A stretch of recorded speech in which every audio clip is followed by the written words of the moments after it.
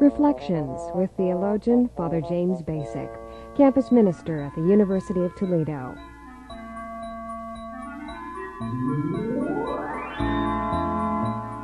You know, we have many of our leaders now in the Catholic community who are joining peace groups, who are speaking out. We've got bishops coming out in favor of the nuclear freeze.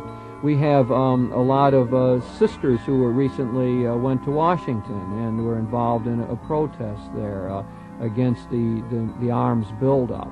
I think I see it in little pockets around where people are starting to think more seriously of this. I see maybe more people facing the question or being willing to talk about it. Joining Father Bacik in today's Reflections is Dr. Peter Kalber, Associate Professor of Management Information Systems at Bowling Green State University.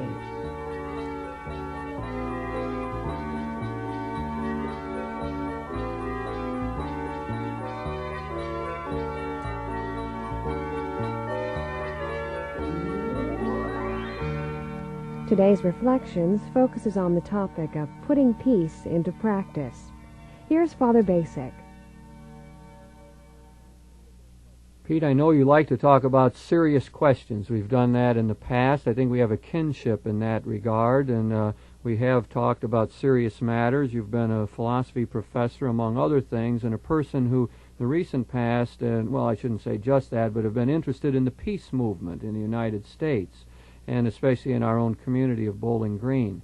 So I would like to tap a bit of that experience that you have in the peace movement and talk a bit about it. Are you open to that? Definitely. Sounds like a good idea. And one of your favorite questions, really, and one I know that you're passionate about in many ways. Definitely. Okay, Pete, let's start at it from this direction, that there's a lot of people around these days, I think, who are beginning to see that in a nuclear age, war doesn't really make much sense, who have begun to feel that we have to do something about this, and that indeed it would be good if we could stop any threat of nuclear war. But their next reaction is, well, there's nothing one can do. We're just a prisoner of larger systems. Here's these two superpowers squaring off, and what do I have to say about it at all? Here we've got our government, that they're the ones who are in charge of everything, and I really don't have much input into that. What can one voice do? Suppose I am against war. What difference will that make? Maybe part of this, too, is the idea of leaving it to the experts, of saying, well, there's other people who are skilled in foreign policy affairs. We have a Secretary of State, and we have a President, and we have people who study these matters, and we'll just put it in their hands, so to speak. So I think in a lot of different ways, perhaps we have people who are backing off the issue, or saying, who are already committed to peacemaking, but don't know how to do it. And then I know other people who have been in the peace movement in the past, and say, I've tried hard. You know, I worked at it. I tried to organize, or I tried to write my congressman or something, and nothing really has happened. No good is really accomplished. And I suppose that other people become sort of cynical about it and say, what's the difference? You know, I'm not going to try anymore. I'm not going to beat my head against the wall. I'm going to look out for number one. I'm going to take care of me. I got my own life. I got my family, and that's really enough for me in this world. So from a lot of different perspectives, I guess people are sitting there saying, well, what can I do about it? I'm a lone individual. I've tried. Nothing has happened.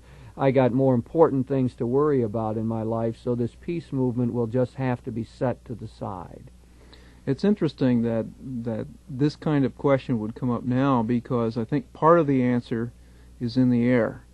If you had raised this question 6 months ago or a year ago, I could imagine people being able to say, well, the likelihood of there being any consequences is very, very small to my getting involved. But what we've seen in the recent past, through the town meetings in New England, through the small groups of people who have then become larger groups and who have passed resolutions, we've seen what now? We've seen the Reagan administration starting to turn around with regard to the nuclear freeze.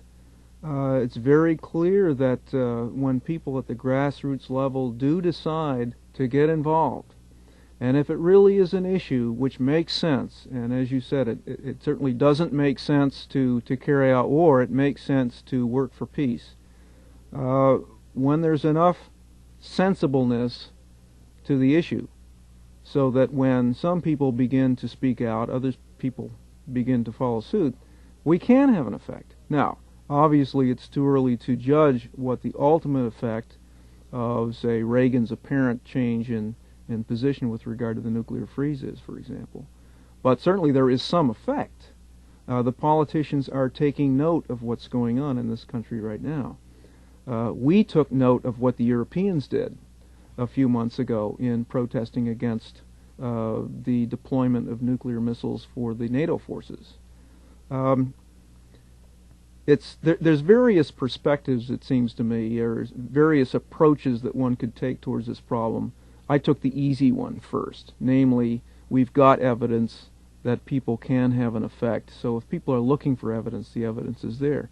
The much trickier question is when the evidence isn't there. That is, if we had asked this question a year ago, and I think we should treat it in that way, because after all, we don't know what the consequences of the apparent shift in policy is going to be. Maybe it won't be effective. So what is the general answer to that question? I think that's what we have to treat. Okay, I like both questions that you raised. I like both ideas, that one, is there a groundswell, and can we ride it, and can we find hope in that and say, let's join it?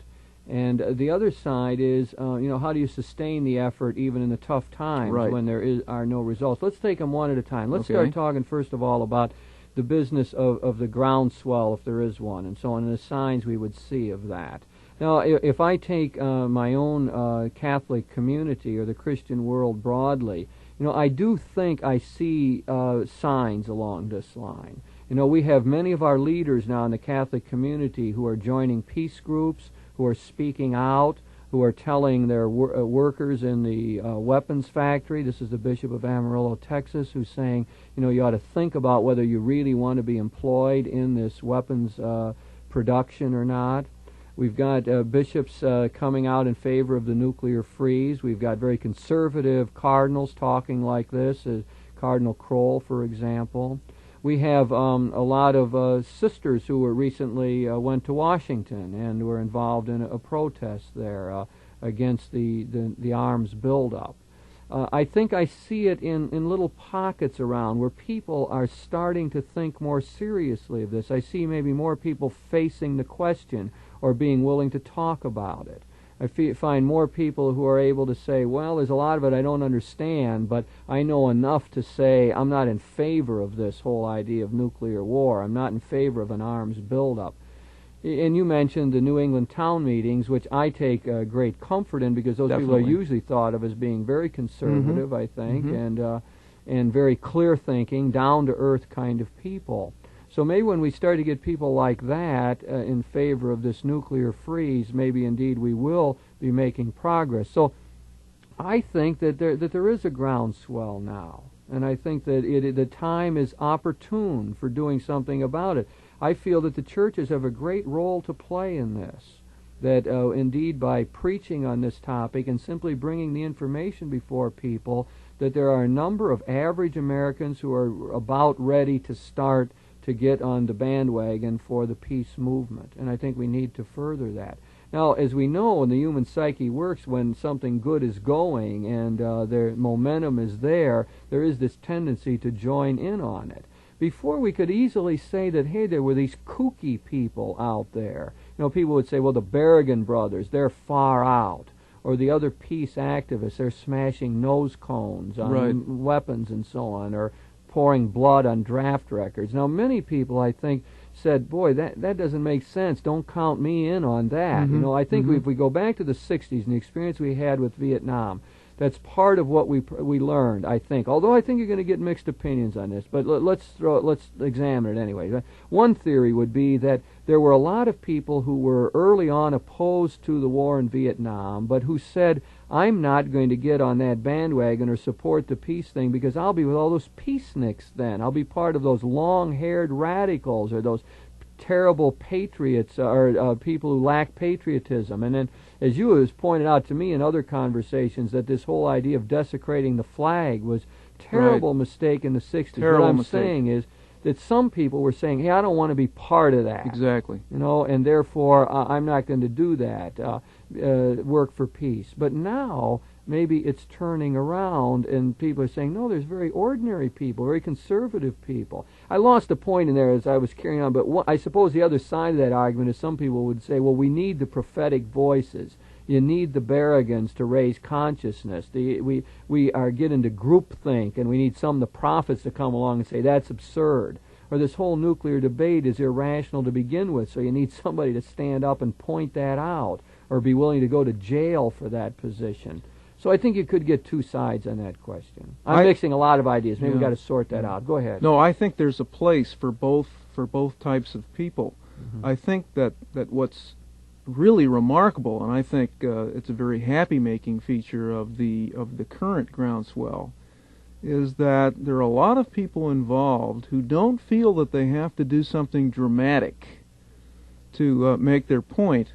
They've come to the conclusion that if they can simply get people to face the facts, that they'll draw their own conclusions, and the conclusions will be in the right direction. In other words, I think the threat of nuclear war and the consequences, the potential consequences of it, are so severe that people feel they don't really need to do anything dramatic as long as they can get people to consider the facts, consider the possibilities, the probabilities. And thus you have really a very well-behaved, if I may use that expression temporarily anyway, a very well-behaved movement. You have people, you have the physicians, for example, who are always considered to be conservative and certainly aren't going to go out smashing nose cones or anything like this, heavily involved in the anti-nuclear movement. So I think that right now we're seeing a genuine groundswell of people who are not flaky, who are not kooks, people who have simply come to a reasoned conclusion or a moral conclusion and are willing to bear witness, and as they bear witness, their neighbors see that, gee, these are a very patriotic, normal, common people we respect, who have taken a certain position. And I think it's a great time right now to, quote, get on the bandwagon. I think there's minimal risk. And so perhaps the more interesting question really is what you do in other circumstances. Right now, I think... Let's stay with this one, though, for a while. I agree with you. I think we got to get back to that other point about what you do when there's no results. But let's stay with this one for a while, because I think there are people talking intelligently and pragmatically about how to handle this. I think of the fellow who leads Ground Zero movement, which is a whole movement to educate people on the nuclear Yes, it's predominantly an educational movement. Yes. That's right. And he was, I heard him talking about this. What's his name? I forget his name. Roger Molander. Yeah, Molander. Roger Molander. And Roger was saying that, well, here's how we have to get to the decision makers. You know, we have to end up doing something that influences the elected officials that we have in our world and in our country. So he was saying that he envisions this Ground Zero movement as a long-term thing. Right. And that it isn't just to have a demonstration here and now, but to begin to educate people gradually. And I thought it was interesting the way he put that concretely. He says, we want to get into a situation that when the campaign starts for the 1984 election to the presidency, and the first candidates go into New Hampshire and visit that first farmhouse there where 20 people are gathered, that there will be a number of people in that small grouping who will raise the question about nuclear armaments, and who will raise the question about the freeze and force the candidates to deal with that. He says that's what we want to accomplish, so that we really get a public debate on it, that we get educated on it. And of course, from his perspective, let's not hide it, he wants to get a president in the decision-making position who's willing to negotiate arms reduction and who can actually accomplish this with the Russians. That's the pragmatic thing. So a lot of this business of Ground Zero needs to be examined. I noticed some of the liberal press even, started to ask questions about it. They said, okay, we're signing these petitions, and we're getting the Bowling Green city council to vote in favor of it, and we're going to get state legislatures to do it, and so on. And they're saying, well, let's be clear on this. The issues are more complex than that, and the nuclear freeze umbrella contains a lot of different type of folk under it. There are those in favor of unilateral disarmament. Let's just the United States disarm while Russia remains strong. There's other people who work out of a Christian just war theory under that umbrella. You know, got a lot of different types. But what they're saying that makes sense to me is that we want to educate the public, and we want to try to elect people who have a predisposition towards this peace idea, who are willing to perhaps even take some risks in this search for peace in our world. Right. So in other words, it is pragmatically, it makes sense to me that way. I mean, it's a way of going. It's not the idea that because we dig a bomb crater or pour some blood that somehow this is going to stop warfare, although that may raise people's consciousness. But the real action, it seems to me, is who we end up electing.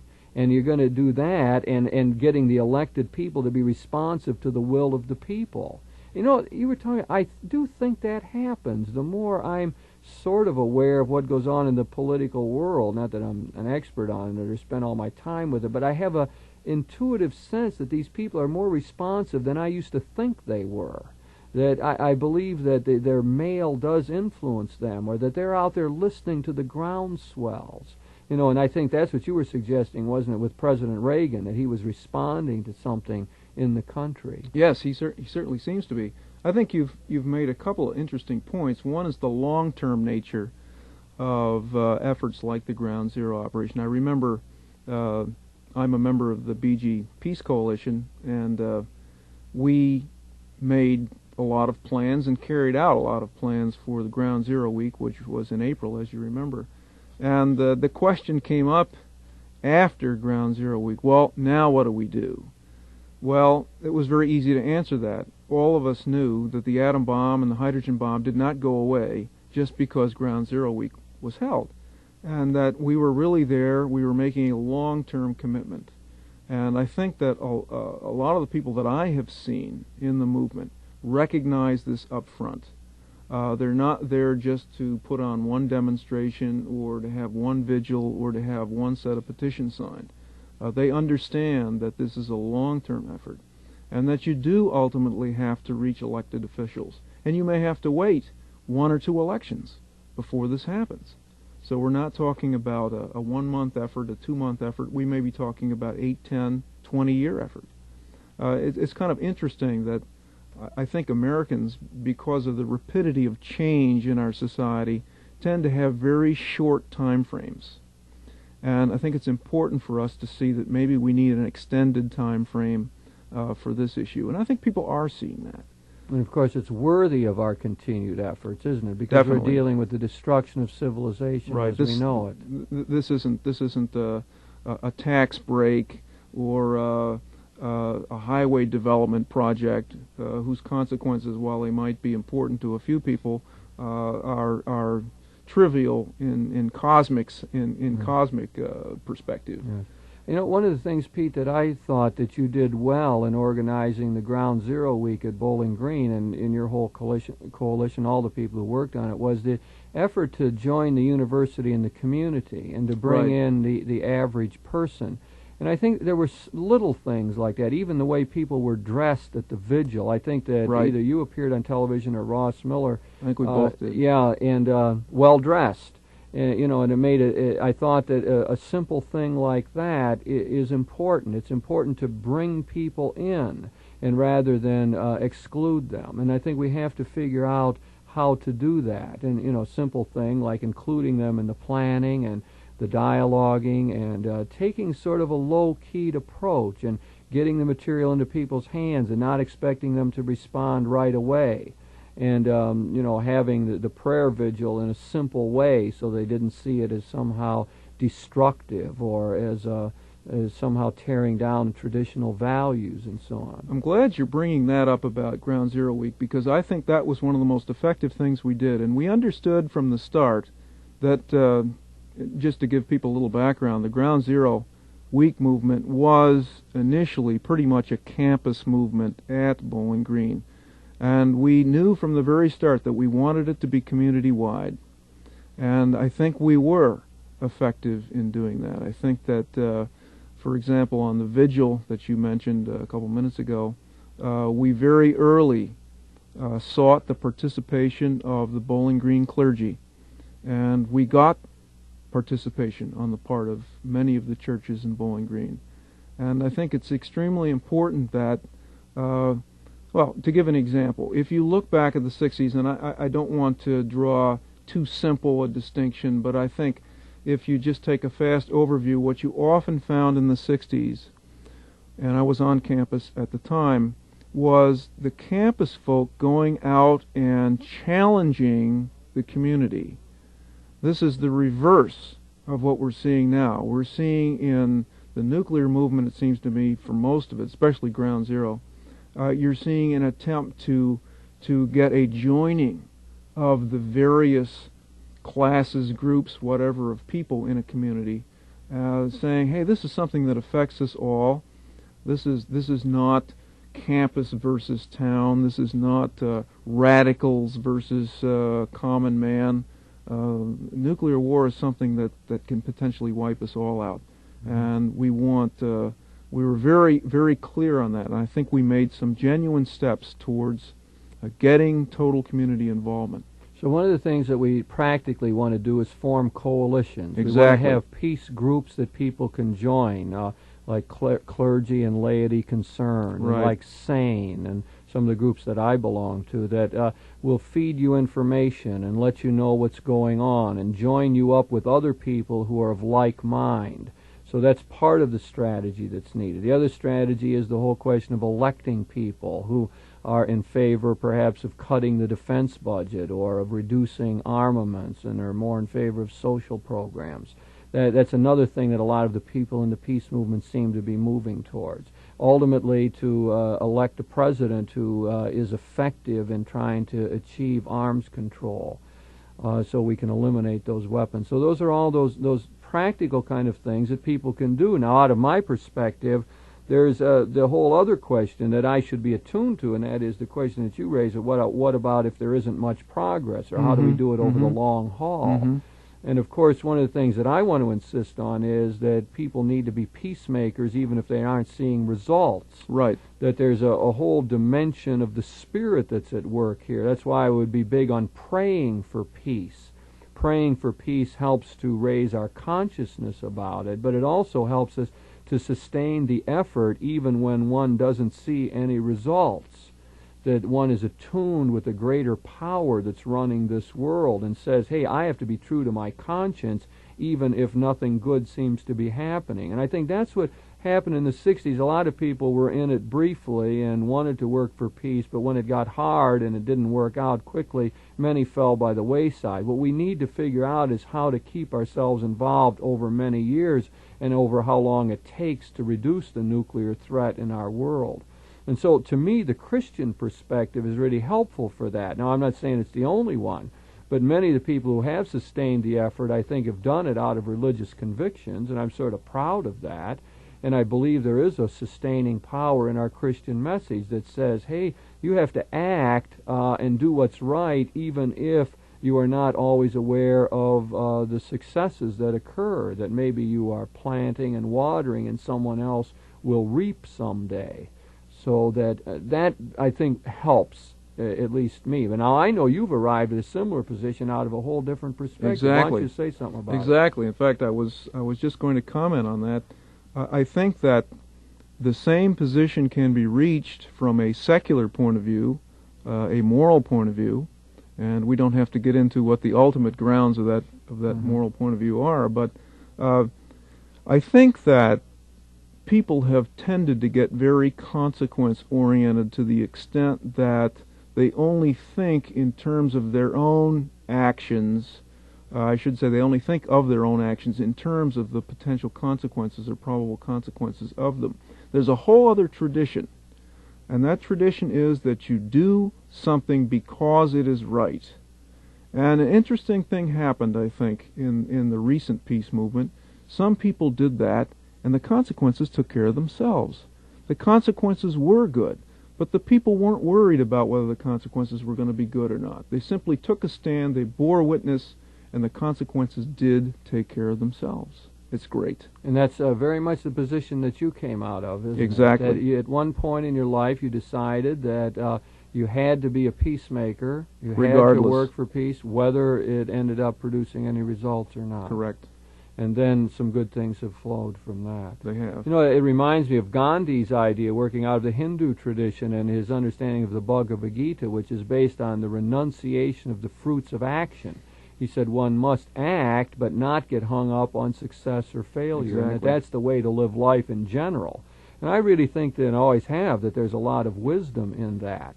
And so maybe various religious traditions teach us that. We see it in the Hindu tradition. I think we see it in the Christian tradition. But also the secular viewpoint can lead you to a similar conclusion. At least it has for you, and I take it for some other people as well. Well, Pete, we've been talking now about the question of how to effectively work for peace. It's not just that we ought to be peacemakers, but how are we going to do it? And some people say, well, there's nothing you can do, so why try?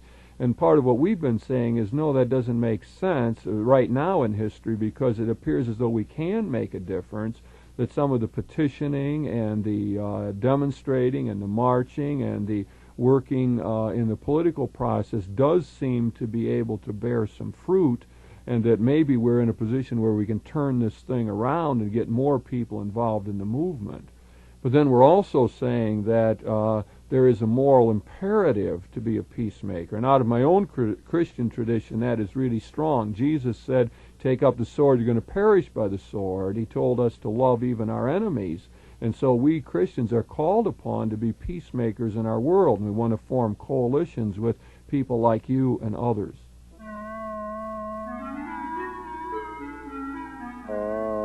You've been listening to Reflections with your host, theologian Father James Bacik, campus minister at the University of Toledo.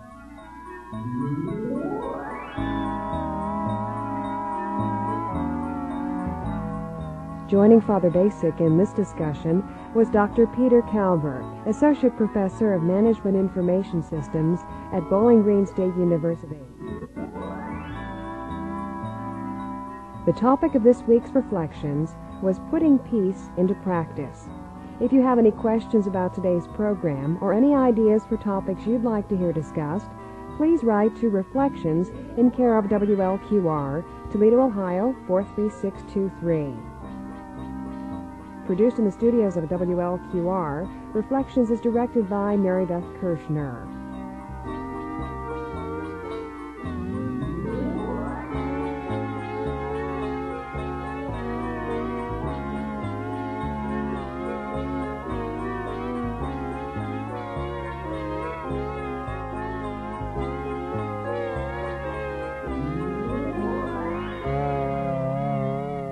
Reflections is brought to you by the Genesis Radio Network.